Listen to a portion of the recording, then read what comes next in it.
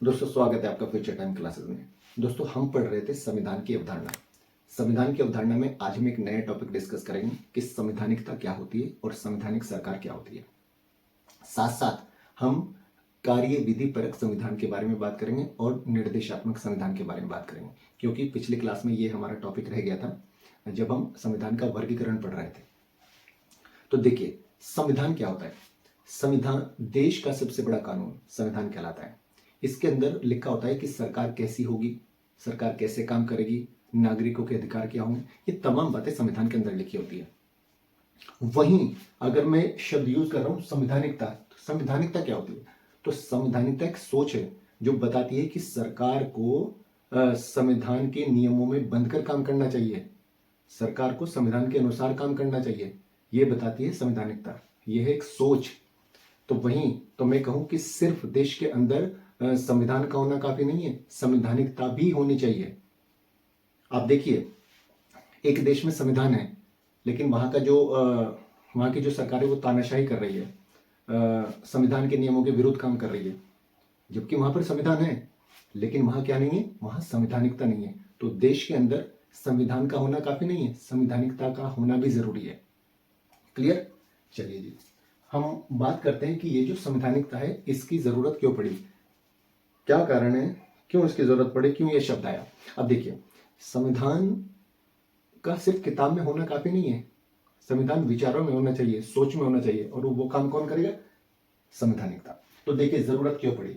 मान लो किसी व्यक्ति के पास ताकत आ जाती है और वो उस ताकत का अपना दुरुपयोग कर रहा है, संविधान के नियमों के खिलाफ काम कर रहा है, तो उसके इस काम पर रोक लगाने के लिए संवैधानिकता की जरूरत पड़ती है।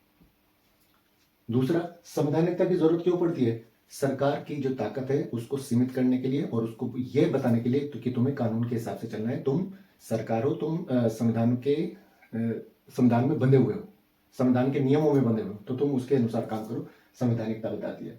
और जिस देश के अंदर संवैधानिकता होती है, संविधान के साथ साथ संवैधानिकता होती है, वहां की जो जनता है उसके अधिकार भी सुरक्षित होते हैं। तो सिर्फ मैं बार बार कह रहा हूं कि देश के अंदर संविधान का होना काफी नहीं है, संवैधानिकता का होना भी बहुत जरूरी है ताकि लोगों के अधिकार सुरक्षित रहे।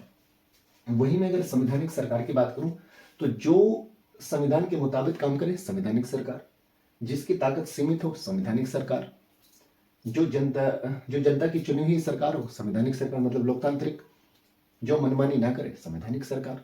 तो संवैधानिक सरकार के ये कुछ वो है। अब हम इसको तो हटाते हैं, हम पढ़ते हैं संवैधानिक, ताकि इसके जो ये शब्द है, हमारा मेन शब्द है आज का संवैधानिकता, इसके मुख्य तत्व पढ़ते हैं कि इसके अंदर क्या क्या होता है।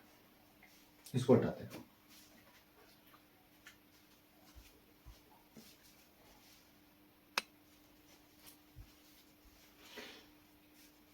तो संवैधानिकता का होना देश के अंदर बहुत जरूरी है, सिर्फ संविधान का होना ही काफी नहीं है।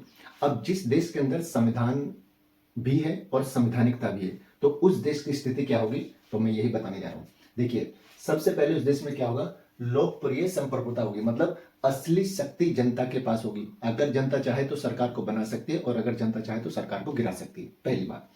दूसरी बात क्या होगी, उस देश के अंदर कानून का शासन होगा, सभी के सभी कानून के दायरे में होंगे, सरकार भी हो, चाहे सरकार हो, चाहे पुलिस हो, चाहे आम जनता हो, चाहे अमीर हो, सब गरीब हो, कोई भी हो, सब कानून के दायरे में आएंगे। ये संवैधानिकता के तत्व हैं।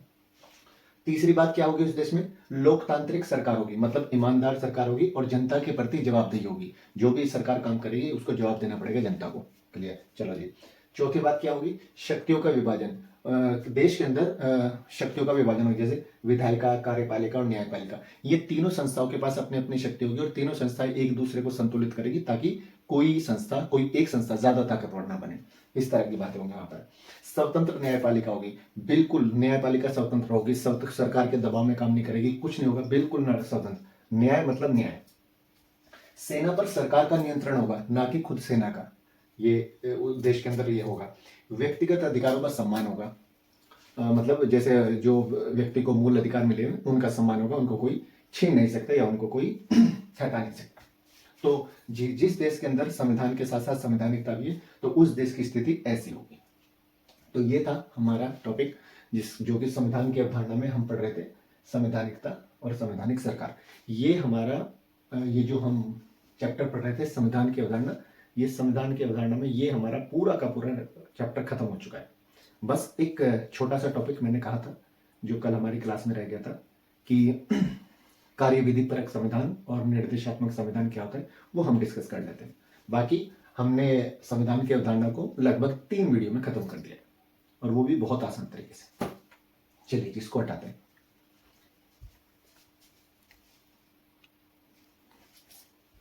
तो देखिए दोस्तों, कार्यविधि परक संविधान क्या होता है और निर्देशात्मक संविधान क्या होता है। पहले हम ये समझते हैं। कार्यविधि परक संविधान जो बताता है कि सरकार कैसे काम करेगी, कैसे कानून कैसे बनेगा, चुनाव कैसे होंगे, अलग अलग संस्थाएं कैसे चलेंगी, ये हमें बताता है कार्यविधि परक संविधान।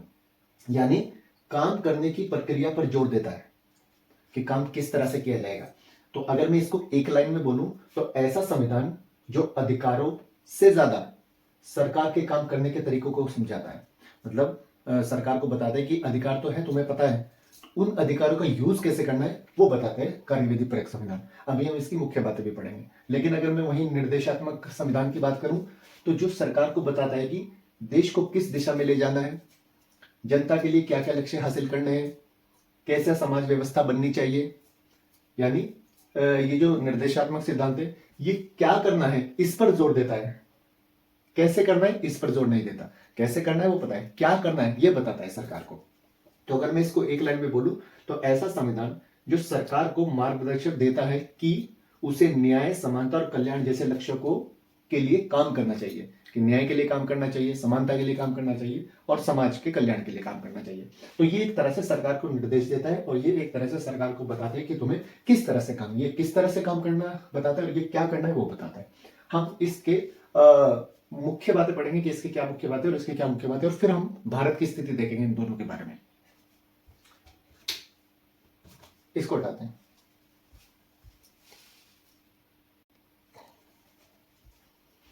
कार्यविधि परक संविधान की मुख्य बातें होंगी कि संसद कैसे बनेगी और कैसे चलेगी, कानून बनने की प्रक्रिया कैसी होगी, अदालतें कैसे काम करेंगी और चुनाव की व्यवस्था कैसे बनेगी, ये बताता है हमें कार्यपरक संविधान। अगर मैं भारत के संविधान की बात करूं तो भारत का संविधान कार्यपरक विधि संविधान ही है। क्यों? क्योंकि उसमें साफ साफ तौर पर लिखा हुआ है कि कौन क्या करेगा और कैसे करेगा। तो भारत का संविधान क्या है? कार्यविधि परक संविधान है। अगर मैं वही निर्देशात्मक के मुख्य बातें करूं, निर्देशात्मक संविधान की मुख्य बातें करूं तो ये बताता है कि सामाजिक और आर्थिक न्याय का लक्ष्य हासिल करना है हमें। ये बताता है कि हमें गरीबों का कल्याण करना है। ये बताता है कि हमें शिक्षा पर ध्यान देना है, स्वास्थ्य पर ध्यान देना है, रोजगार पर ध्यान देना है। और ये बताता है हमें कि हमें एक आदर्श समाज बनाना है। क्लियर? अब यहां पर मैं भारत के संविधान के अंदर एक है राज्य के नीति निर्देशक तत्व, हम अलग से उसको पढ़ेंगे। तो संविधान के अंदर जो राज्य के नीति निर्देशक तत्व हैं वो निर्देशात्मक प्रकृति के ही हैं। तो हम ये बोलेंगे कि भारत के संविधान के अंदर जो राज्य के नीति निर्देशक तत्व हैं वो किस प्रकृति के? निर्देशात्मक प्रकृति के हैं। ठीक है, चलिए जी। तो हमने ये पढ़ा। तो हमारा संविधान की अवधारणा जो टॉपिक हमने शुरू किया था अब से 3 क्लास पहले, वो हमने बिल्कुल कंप्लीट कर दिया। नेक्स्ट क्लास में हम एक नए टॉपिक की शुरुआत करेंगे, मतलब एक नए चैप्टर की शुरुआत करेंगे। आज के लिए इतना ही काफी है।